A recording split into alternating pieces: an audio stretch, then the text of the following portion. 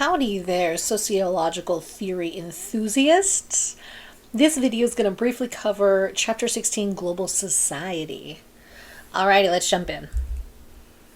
So, there are many theoretical discourses about globalization, and some of these are founded, or grounded, I should say, in Marxism, Weberianism, functionalism, postmodernism, critical and feminist theory. So all things that we've kind of already discussed.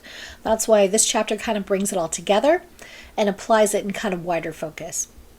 So the definition of globalization is the rapidly developing and ever-densening network of interconnections and interdependencies that characterize modern life. The world is getting smaller as we trade goods, as we trade technology, and of course, transnational corporations spread their influence through globalization. So the world has become more structurally entwined, or what we call a global village. Individuals' everyday lives are increasingly shaped by events that are taking place outside of their local environments. So for example, the internet enables us to develop virtual relationships with people who live on other sides of the globe. And so, as globalization theorists agree on some things, they disagree often over some of the fundamental aspects. So they disagree on views concerning when globalization began. They disagree about what factors were primarily responsible for shaping its development and where the process is going to lead us to. So just, most of it. Okay, so when looking at the beginnings of globalization, like I said, there's three competing views. The first one says that globalizing forces have been evolving since the beginning of human history. The second one, which is, coming a lot from Wallerstein, who's an adherent to this, argues that globalization began with the rise of the modern era and the development of capitalism. And then the last argument claims that globalization's in its infancy, having begun in the second half of the 20th century. So when it comes to factors shaping globalization, we'll get into these a little bit more in depth in a moment. These include the intersections of economic, political, and cultural transformations. So in looking at the 5 dimensions of global cultural flows, or he calls them scapes, let's get into what those 5 are real briefly. So the first are ethnoscapes. These are created through the flow of individuals and groups who constitute the shifting world in which we live. Technoscapes are the second one. They refer to global configuration of technology and the fact that technology, both mechanical and informational, now moves at very high speeds across previously, impermeable corporate and national boundaries. Financescapes is the third scape, or these 5 dimensions of global cultural flows. Financescapes represents the rapid flow of massive amounts of currency and stocks across national boundaries. Mediascapes is the ability to electronically produce and disseminate information and images on a global scale through television, newspapers, magazine, films, and the internet.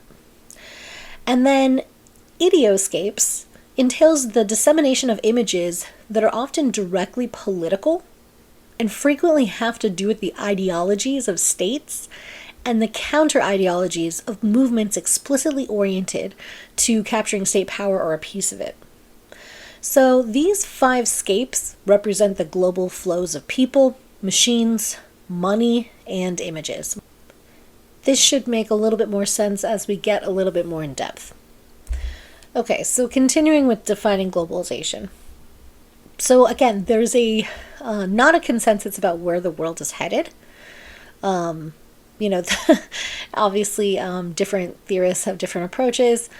And this becomes more and more significant as nations become increasingly subject to the push and pull of foreign economic, political, and cultural interests, meaning the more that we're interwoven, the more that we're connected, the more that what happens in one place around the world affects many places around the world.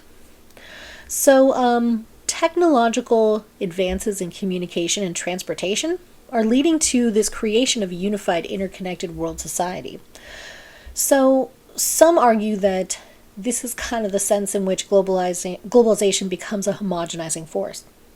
meaning the world's population becomes integrated into a common culture as we all share a lot of these things. And so this view sees globalization in a sense of universalism that embraces a common cultural ground that's often rooted in the Western ideals of democracy, human rights, and individual freedom. But, globalization is not based on the systematic exploitation or domination of one region of the world by another, according to this view, right? However, the strong form of homogenization portrays globalization as a process that involves the destruction of indigenous or national cultures that kind of, when these new quote-unquote global common values come in, where are they coming in from? The most powerful countries, and those are particularly in the West. So the strong form argument of homogenization says that as these quote-unquote common, culture takes place, that this also creates a destruction of the indigenous or national cultures by the West in their pursuit for economic and cultural imperialism. So, two different views.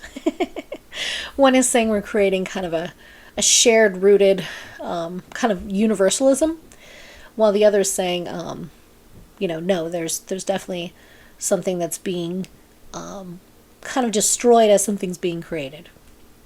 Okay, moving on to TNPs. So Leslie Sklar believed in the string form of homogenization, and basically he traced the emergence of globalization to the second half of the 20th century, when transnational practices became the dominant mechanism for ordering social life. So transnational practices, or TNPs, are defined as, and this is the textbook definition, I apologize, practices that cross state borders but do not originate with state actors, agencies, or institutions. And so there's three distinct TNPs in this argument. That there's economic TNPs, whose institutional foundation is formed by major transnational corporations and controlled by the transnational capitalist class. So, again, even more abbreviations. Instead of those TNPs, you have transnational corporation, TNCs, and the transnational capitalist class, or TCC. So transnational corporations, or our understandings, are connected to this definition of TNPs. So, for instance, Coca-Cola, right, used to be a company based in Georgia. That was once true. But that's no longer the case. It's not an American company. It's a transnational corporation. So it sells, produces, and distributes goods all over the globe. It can use its power and money to influence water use to their own advantage. Coca-Cola has been accused of dehydrating communities in its pursuit of water resources to feed their own plants, drying up farmers' wells, and destroying local agriculture. The company has also violated workers' rights in countries like Colombia, Turkey, Guatemala, and Russia. So it takes over 2.5 liters of water to make 1 liter of Coke. Just fun fact. So as a TNP, they have practices that cross state borders, but do not originate with state actors, agencies, or institutions. So bringing it back to that definition. This worries some globalization scholars that powerful rich corporations can have an outsized influence on all sorts of things, such as pollution laws or child labor laws. Political TNPs are a little bit different. So those, again, sliding back to that. That was the first TNP, which was economic TNPs. Political TNPs comprise of the state faction, or the TCC, charged with stabilizing the political environment in order to ensure the profitable marketing of goods and services across the globe. Culture ideology TNPs are that third one. They're primarily found in consumerism and is based on values and attitudes aimed at instilling artificially created needs for the products that are created by the TNCs. So Sklar also believes that long-term stability of the capitalist global society is sustained through popular support and a belief in the existing social arrangements rooted in fundamental inequalities.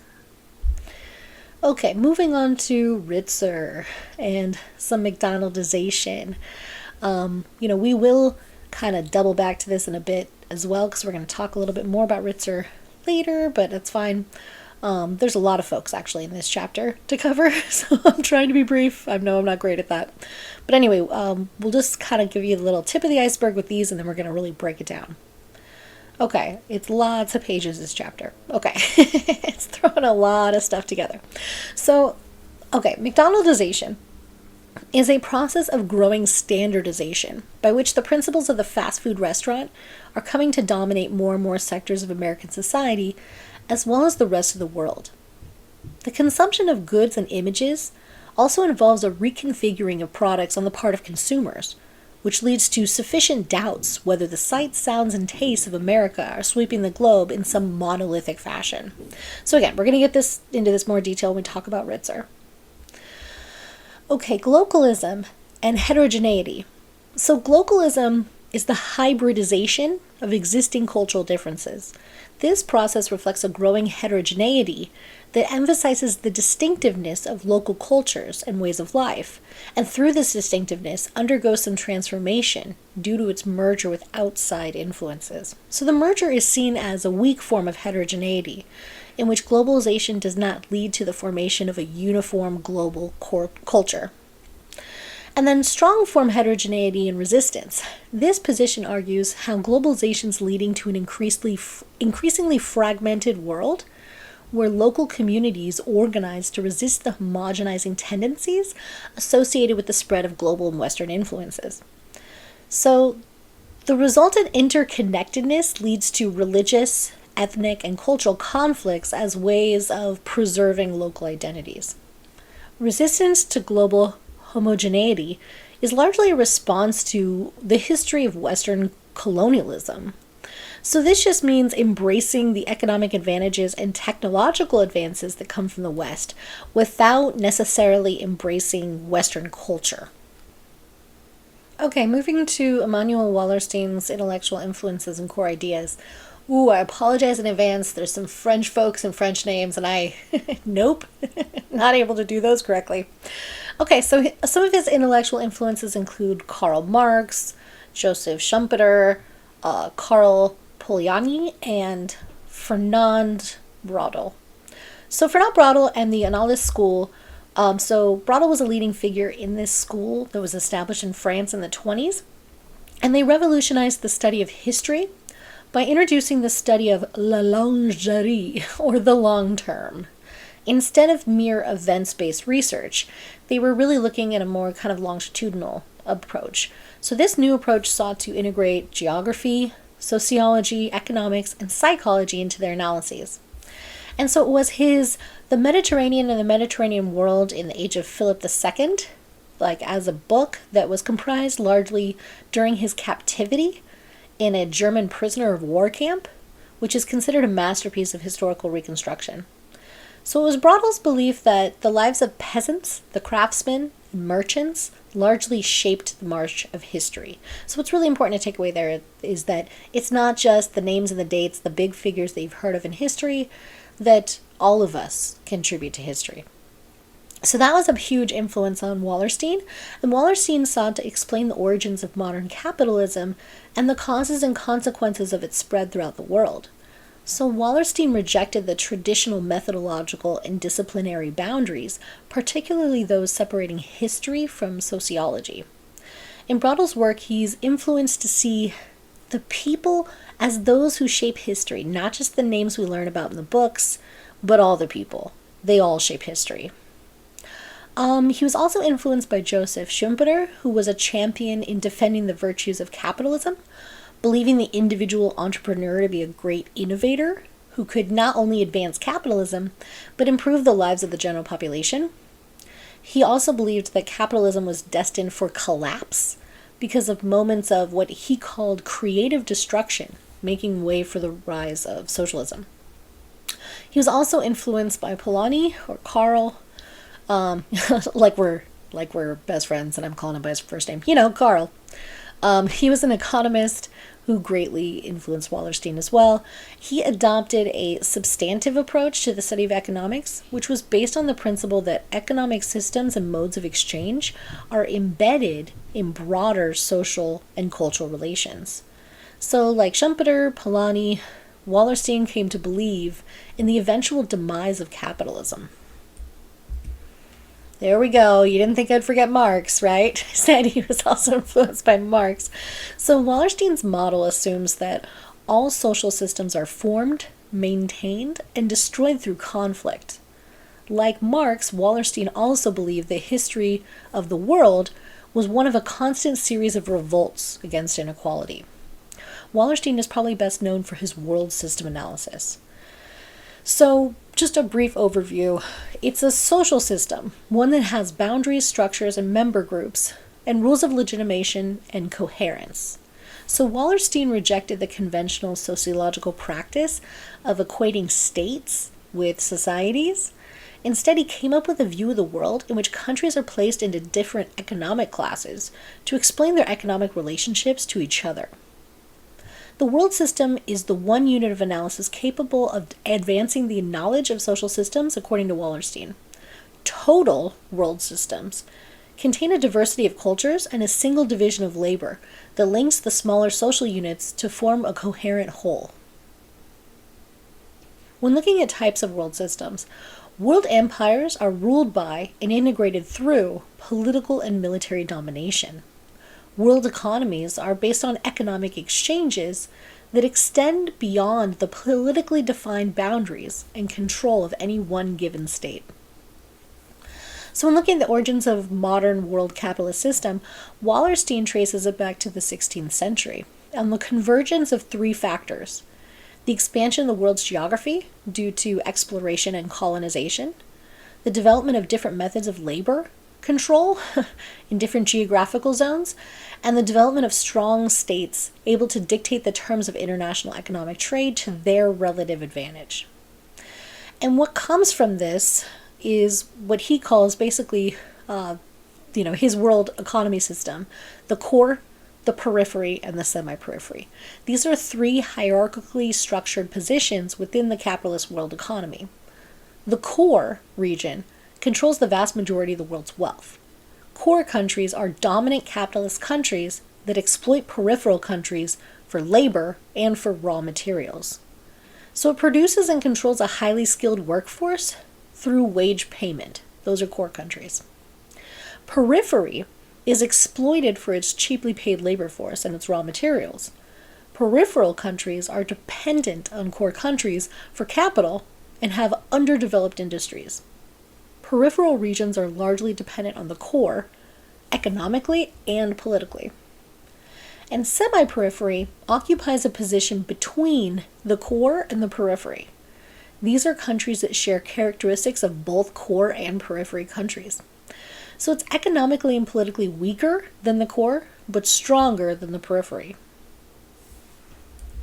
Okay, moving on. So, Wallerstein's core and periphery bear some resemblance to Marx's struggle between the two great classes under capitalism. While Marx's class struggle takes place within a particular nation, Wallerstein's core regions seek to appropriate the surplus of the whole world's economy. So, when you're looking at the advancement and loss of status, as exemplified by the United States, what was once itself a colony located in the periphery has now become a dominant force located in the core region. So Wallerstein's vision of the future differs from that of Marx, because remember, Marx envisioned a future utopia that was brought about by the inevitable revolution of the proletariat and the establishment of communism. Wallerstein does not believe in a utopian final stage, but instead conjectures that an entirely new form of world system may emerge as anti-systemic movements, and this would lead to a more equitable distribution of the world's wealth. Okay, breaking away from traditional Marxism, Wallerstein also identified race, along with class, as a major source of conflict, and he directly tied racism to the expansion of the capitalist world economy. When looking at ambiguity on race and ethnic struggles, Wallerstein concluded that ethnic and racial struggles are ultimately generated by the dynamics of the capitalist world economy, thereby placing the roots of these struggles in an economic conflict. Despite gaining political independence for their countries, many ethno-nationalist movements remain economically dependent upon core powers. Okay, looking briefly at his theoretical orientation, he has a collectivist approach to order as he's looking at how social life is shaped according to the existing economic relationships between regions of the globe. The rationalist approach, which is evident in Wallerstein's emphasis on matters such as capitalist markets, class interests, pursuit of profit, stuff like that.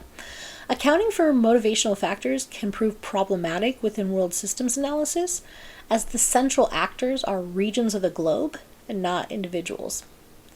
And then the dynamics of the capitalist world economy, this economic system exists with its own needs that carries people along with it in its wake.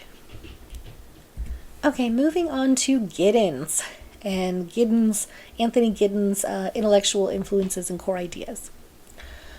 So, structuration, just a brief overview of the theory of social action. This is a multidimensional account of social life based on the combination of linguistic, philosophy, phenomenology, ethnomethodology, psychoanalysis, hermeneutics, structuralism, post-structuralism, dramaturgy, and existentialism. Throw them all in a bucket. That's all of it. So structuration theory basically says that human behavior is a synthesis of structure and agency, of institutions and their social impact on us, as well as our individual expression or agency. So this theory suggests that it's not one or the other, but it's really a dynamic relationship between these things that explains social action. I apologize for any of the background noise. My neighbor's dog is like running laps upstairs. There's not much I can do about that. Okay, duality of structure is his term for the synthesis between the structure and agency. So Giddens tried to overcome the dualism of social theory, that in fostering either or views of social life, that really only presents us with half of the story. So when looking at kind of the definitions of some of this stuff, structure refers to the rules and resources drawn on by individuals in the production and reproduction of social action. They are the things that came before us, the values or the institutions, but only as much as how we use and apply them. Rules are the techniques or generalizable procedures applied in the enactment or reproduction of social practices. Rules are common sense and social, and they help us make sense of the words and actions of other people, and they help us decide what our behaviors will be. Resources refer to capabilities of making things happen, of bringing about particular states of affairs. The more resources you have, like goods, or the control of other people's actions, then the more power you have to affect the world around you. And of course, resources are not equally shared. So, Giddens was influenced by de Saussure. Again, I can't say certain European names correctly, I apologize. We talked about him before and how he influenced postmodern theorists. So Ferdinand de Saussure was the founder of linguistic structuralism. He was the guy with the semiotic model, right? Hopefully you remember that. You're like, no, I don't remember anything you said this semester. That's fine. Which expresses extreme doubt about the existence of universal patterns of meaning and culture. So he was the guy saying we can't assume all people interpret signs in the same way. So borrowing from his work, Giddens concluded that structures are properties that exist only in the moments of their use by actors. However, structures are reproduced at the very moment individuals draw on them to make sense of and act in the social world. So this to him explains the duality of structure. So this is different from the functionalist approach, because in the functionalist approach, social structures are external forces that determine or constrain individual actions, thereby ignoring the individual motives behind certain behaviors. Giddens disagreed with this view, as he believed that individuals know what they're doing and they know why they're doing it. He also looked to the role of individual agency, or the power to act, to make a difference, or to intentionally intervene in the world. In this sense, structure is constraining as it limits actions and enabling. as it is through structures that individuals exercise agency and affect their surroundings. And then when looking at notion of a system, this is patterned or reproduced relations between individuals, collectives, or collectivities organized as regular social practices. Giddens' social systems do not consist of structures, but rather have structural properties. These properties are reproduced across time and space as an unintended consequence of interaction. So he says that a lot of our actions happen without us being aware of why we do it. He calls this practical consciousness, which refers to what individuals know about social conditions, but probably cannot put into words. This is like knowing to wait for a response after you ask a question, or smiling when someone else smiles at you. These things give us the capability to live our daily routines. Then there's the discursive consciousness, which is the ability to explicitly state reasons for why we do what we do. The book example is if someone asked you why you gave someone a gift, you might say, because it's their birthday. And Giddens thinks there's not a rigid boundary between the practical and the discursive consciousness. Okay. Continuing on to his intellectual influences and core ideas. Okay, lots to go on here. I told you I'm going to be brief, but brief doesn't matter when the chapter's this immense. Okay. Time-space distantiation. Whew, this one's a peach. Okay, so this just means the separation of time and space. This is triggered by the invention of the mechanical clock and the global standardization of calendars, leading to the development of what's called empty time. Basically, how we even understand time is a consequence of the expanse of capital. By emptying of time, has made emptying of space possible, and with it, the development of relationships between individuals who are physically absent. So the binding of time and space, or time-space distanciation, is important to understanding social systems as they consist of similar practices that are repeated at different times and in different places. Social systems make the experience of social life orderly and predictable.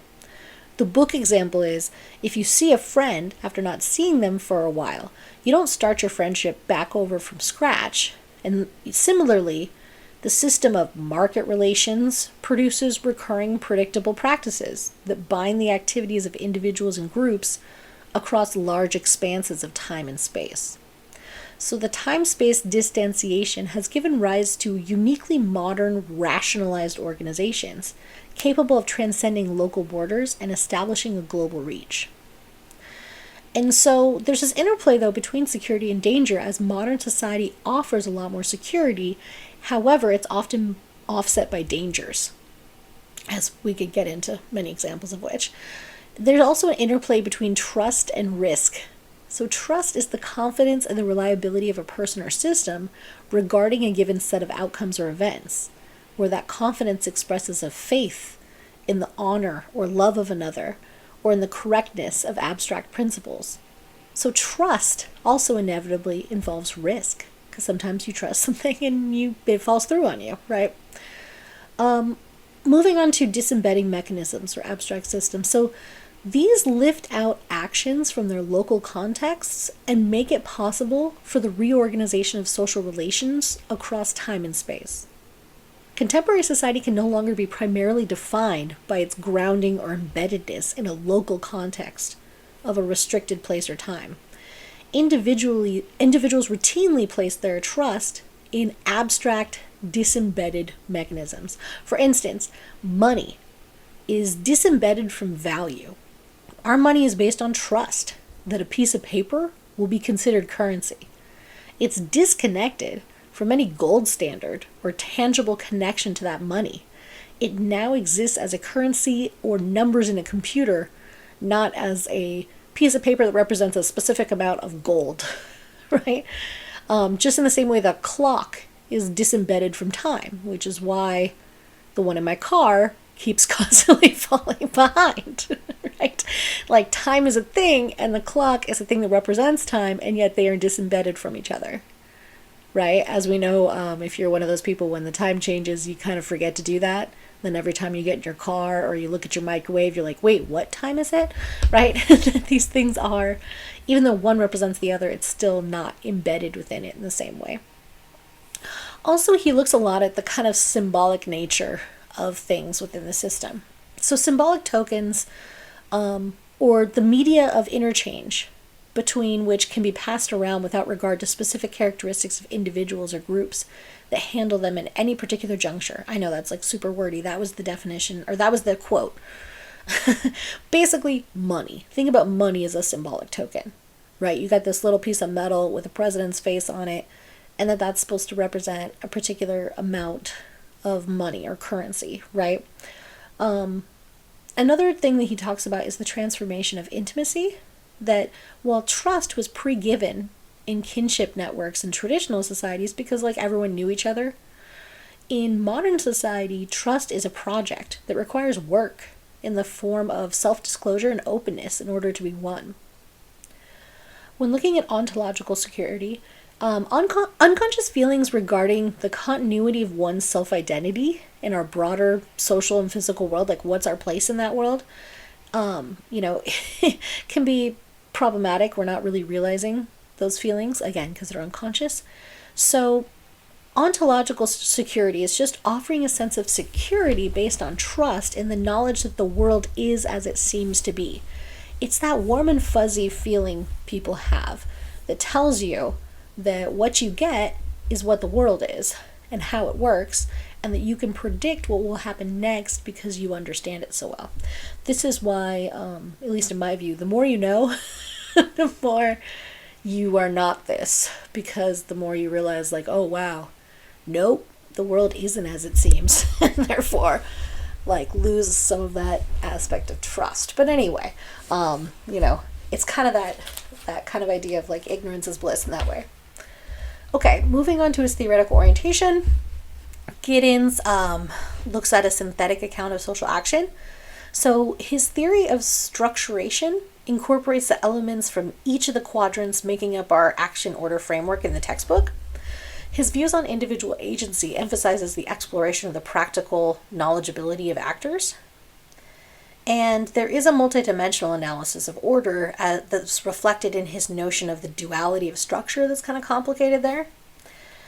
He also takes both the collectivist and individualist approach, which is reflected in his theories of time-space distanciation and the accompanying disembedding mechanisms that have produced major institutional shifts.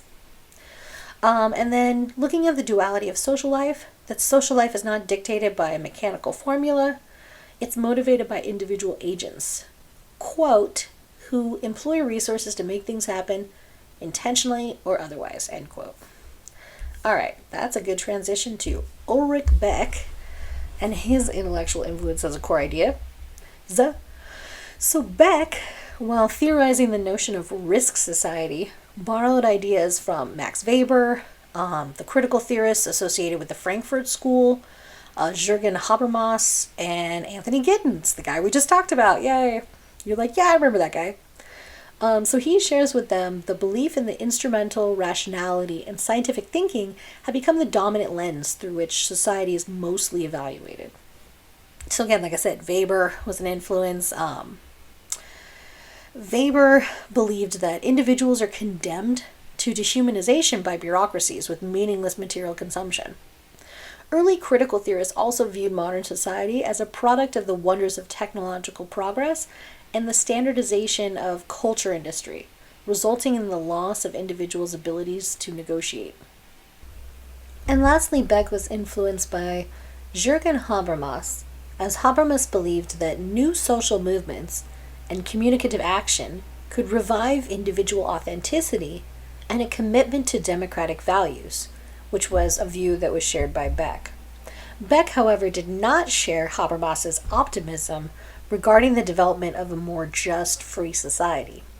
Beck believed that a positive utopia, which could lead to industrial, class-based society, has been replaced by the negative utopia of the world risks society, whose goal is to prevent the worst. So this leads right into the whole reflexive modernization and risk society argument. So second modernity has ushered in a new era in which modern society has become radicalized. Reflexive modernization has ushered in an era where the very principles of industrialization are now open to being contested. So Beck concludes from this that individuals are now potentially set free from social constraints, and that this causes a fracture of existing arrangements that, along with changes in the labor market and the broader economy, this has compelled individuals to make decisions about their, what he calls, reflexive projects. So wealth production is displaced by risk production. The second modernity has displaced industrialism's fundamental logic of wealth production with a logic of risk production. So in this epoch, modern society and individuals' lives are organized around risks. And risks are a type of virtual reality, or he calls it a real virtuality. It's wow. That'll melt your brain. Basically, Beck is arguing the omnipresence of large-scale global threats, or threats on a global scope, that they're anonymous, they're invisible, and that, they're the common denominator of our new era. We're all living in this world. So this is a quote from Beck. A fate of endangerment has arisen in modernity, a sort of counter-modernity, which transcends all our concepts of space, time, and social differentiation. What yesterday was still far away will be found today, and in the future, at the front door. So this question was vividly exposed by crises like Chernobyl, and of course, the ongoing coronavirus pandemic, is how do we navigate in this world? So the relevance of Beck's answers to that are even more apparent in our modern day as to why they're important as they were in his own. So when looking at how he defines catastrophes and risks, he says catastrophes are real things that exist in the present, while risks are present in the form of an anticipation of future catastrophe. So these things are absent, but they're more about, it's kind of like that whole thing about anxiety, though for myself it's not like I can reason my way out of my anxiety.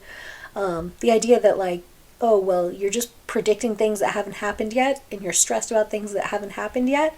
But it kind of makes sense if you're paying attention in this modern society that you would have that view as to the future catastrophes on the horizon. Especially my generation, we're super, super marred by that psychologically. So today's risks and hazards are very different from the traditional ideas in that they're invisible consequences of overproduction. So too much modernization, too much knowledge. So think about how climate change is a problem that we created through modernity. Technology like pesticides, fertilizers, chemical contaminants, we created all that pollution.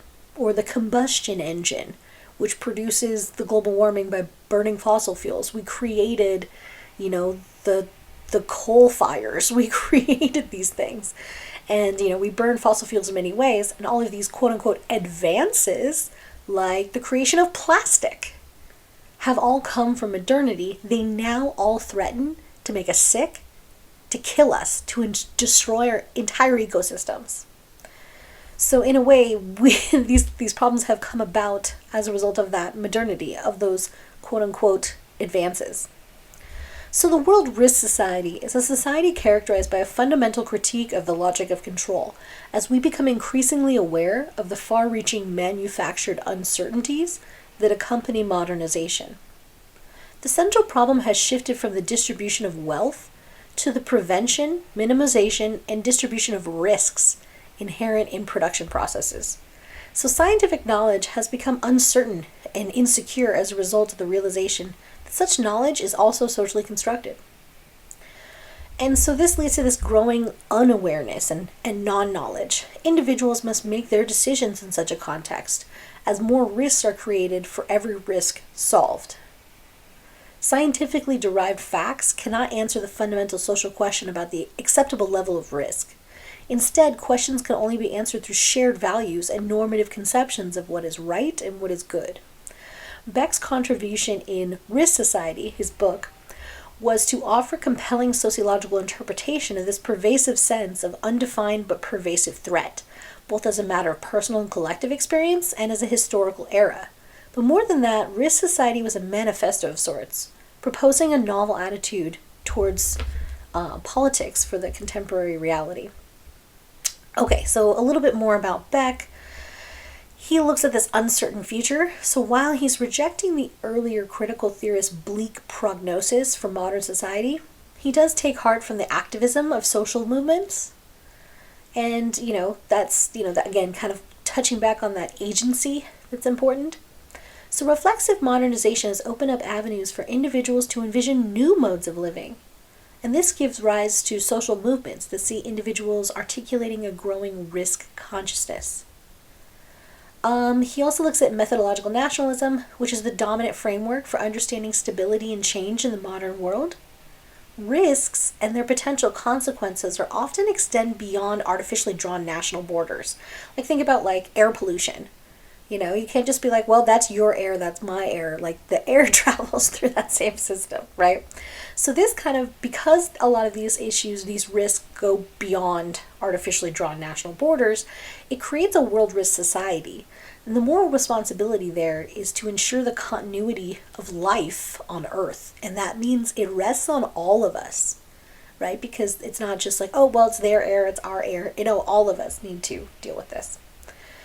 And then lastly, cosmopolitanism is just the globalization from within national societies, or the pluralization of borders, accompanying the collapse of the dualism that artificially and erroneously separates the national from the international, as if nations operate according to their own closed-off dynamics. As if you can say, this is what America is, right? You're like, well, there's lots of Americas, if you really think about it. So, it's kind of that, again, globalization from within national societies, the pluralization of those cultures. Okay, looking at his theoretical orientation, because I still got a few more people to go through, try and be quick. The diagnosis of a rationality of rationality. So Beck argues cosmopolitanism is a possible cure to the irrationality of rationality that haunts modernity or modern society. Rational and non-rational approaches to action is what Beck highlights. So he's looking at the collapse of traditional ways of knowing and being, which leaves self-interested calculations to predominate, which is the rational component. Individual actions are motivated by our external surroundings. But Beck also suggests that there's a non-rational dimension to our decisions and the risks that they entail because of the limited availability of necessary information. So he has this paradoxical view on order. He claims that modernity affords individuals an unparalleled scope of opportunities to chart their own existence, indicating an individualistic approach, but then he also hints at an explicitly collectivist orientation by arguing for the social within that kind of idea of the free individual. Okay, Ritzer, yay, moving on to Ritzer. So Ritzer, who isn't influenced by Marx, but Ritzer definitely was. He borrows the Marxian view that Western capitalism is exploitive and that it's an economic system that's driven by the pursuit of profit. So he says, obviously pulling from Marx, the long term of success of capitalism depends on three factors: cheap resources, cheap labor, and favorable political conditions, along with the establishment of a cultural hegemony. So cultural hegemony is a system of universal beliefs, values, and ideas that serve the particular interests of the most powerful. Expanding on Marxist focus on capitalism as a system of commodity production, Ritzer characterizes capitalism as a global system of consumption that necessitates increasing numbers of individuals within the desire and need to consume. The Weberian influences are there as well, as the global expansion of capitalism is inextricably linked to the spread of Western rationalization. Ritzer borrows from the Weberian notion of the iron cage, right, the iron cage of bureaucracy, and looks at the bureaucratization of modern society as well as critical theory of irrationality of rationality to critique Western rationalization. So Ritzer's critique is basically come to be known as the McDonaldization of society. It's basically the expansion of Western rationalization, and that's captured in this particular argument. So I'm sure you've eaten at McDonald's at some point, right? But have you thought about what it's like to work there, if you haven't worked there yourself? every aspect of the work is controlled, right? So there's 5 dimensions of McDonaldization, and I want to go through each one of them here with a little bit of detail because they're pretty interesting. So there's 5 dimensions. The first one is efficiency. This is the optimization of the method of achieving goals. So for instance, when you go to any fast food place, McDonald's included, there's literally a ticking clock at the drive-through window, meaning like the efficiency and time matters. There's a timed amount for each cooking item on the menu. The second step of the 5 dimensions is calculability, which is an emphasis on the quantitative aspects of goods and services. So for instance, specifically with McDonald's, the sign says over 1 billion served. It doesn't say over 1 billion happy customers. It doesn't say over 1 billion people think this is really tasty and delicious. It's about quantity, not quality. The third dimension is predictability, or the comforting promise that goods and services will be the same whenever or wherever they're produced and consumed. So no matter what McDonald's you go to, you can expect to find the food to look and taste the same. Sorry, every time I talk about this, I think about Del Taco. That is the part of McDonaldization that Del Taco has never mastered, because there are good and bad Del Tacos. Like if you've actually been to different locations, which you have, admitted to yourself you have, if you live in this area, then you know like there's good ones and there's bad ones, right? But the idea is it's supposed to be exactly the same. Like if you get McDonald's French fries at one place, it should taste the exact same at the other place. The predictability is that comfort. You know where it's going to be.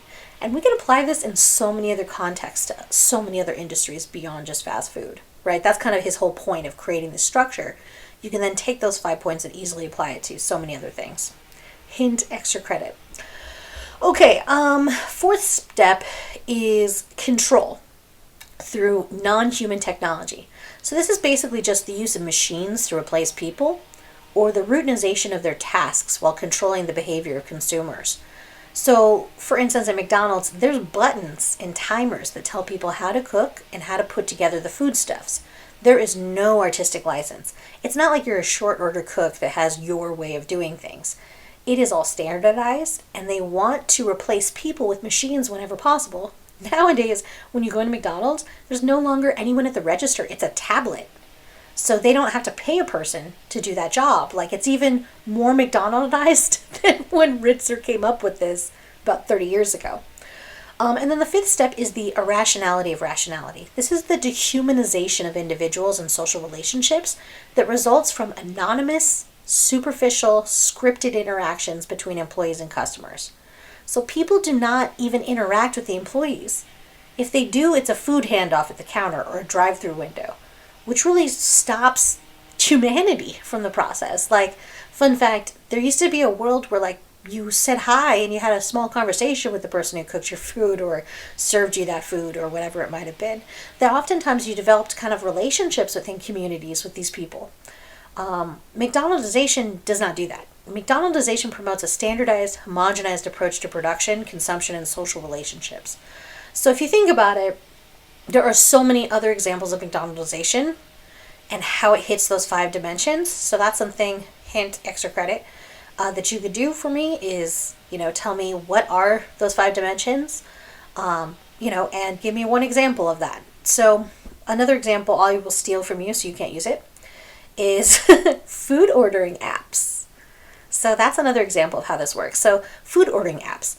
I am totally guilty of using these, so I am contributing to the McDonaldization of society.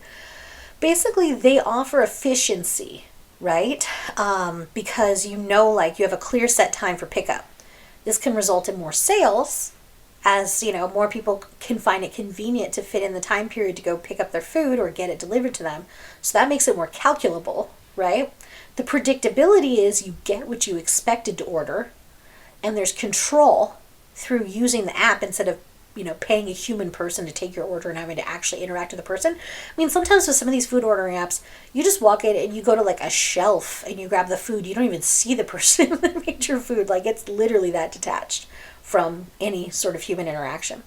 And that kind of leads to that irrationality of rationality thing. Like you just walk in and grab a thing. Like, it basically kind of leaves you adrift in a reality where, people become kind of more and more isolated from human interaction or contact. Which, fun fact, we kind of need, guys. But anyway, so that's one example. And again, I'm totally guilty of this. I do this all the time because I have way too many jobs. But just to kind of as convenience for ourselves. But we don't often think about the ways in which it contributes to these kind of issues in society, like McDonaldization. Okay, let's see. Moving on to globalization. Globalization calls attention to the imperialistic ambitions of nations, corporations, organizations, and other entities and their desire and need to impose themselves on various geographic areas. So globalization is tied to the spread of capitalism and McDonaldization. It's also tied to Americanization, or the propaganda of American ideas, customs, social patterns, industry, and capital around the world. Globalization is the dominant trend behind globalization. Glocalization is the intertwining of global and local practices and cultures. The difference between globalization and glocalization lies in the respective effects of each process. Also, he talks about nothing and something. This can get complicated, but nothing is a social form that is generally centrally conceived, controlled, and comparatively devoid of distinctive content. Something is a localized social form that is generally indigenously conceived, controlled, and comparatively rich in distinctive, substantive content. Ritzer's here saying that modern life, especially within consumption, where being is replaced by nothing, in which the indigenous and unique is increasingly marginalized by the central and the generic. So this kind of leads to what he calls the dominance of nullities. Ritzer describes nullities as the non-places, non-things, non-people, and non-services that dominate our lives in a world created by globalization. The book examples the difference between eating in a restaurant chain versus a local restaurant that's family-owned. Each chain restaurant is identical to all the others. The signage, the menu, the decor, the uniforms, it's all the same.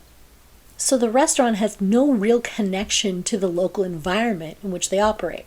When you eat at a non-place, it can be anywhere, right? When you're at a Chili's or an Olive Garden, it's going to be the same. So geographic place that you're in does not matter.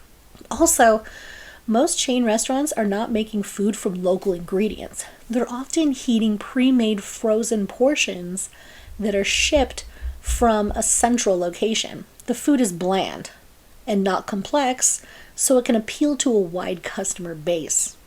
Also, customers in these chains are likely to interact with non-people, interchangeable anonymous workers. This leads to a general non-service to customers. Waiters and cooks have no space to be creative. They have to follow standardized recipes or standardized training. You don't go to Chili's because they're new up-and-coming chef. Actually, the food and the dining atmosphere are secondary to the experience, which is on purpose, because they want to get people fed and then just get you the hell out of there. Meaning they want to get you to leave quickly so they can free tables for the next customers so they can generate more profit. Now, local family restaurants are very different. They do not rush people. Their decor may be localized or connected to the area or maybe connected to a particular culture or food. The people that work in these local family restaurants are not non-people, right? They're not standardized.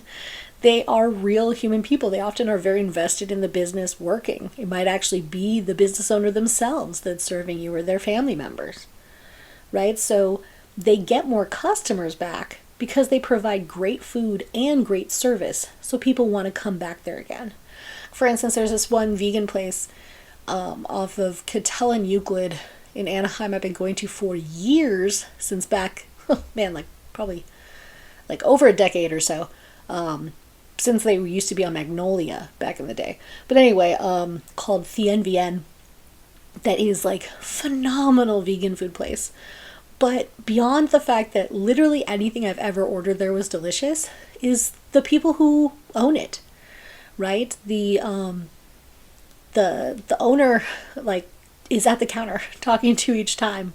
I've literally watched his children grow up, right, as their participation in the restaurant. So, what gets you back is that their food is different, right? It's not the same crap I would eat at any other standardized restaurant. They provide distinctive food. Often, with any of these local family restaurants, the food themselves might change, right? They're going to offer specials that might be connected to what things are seasonally available or available locally.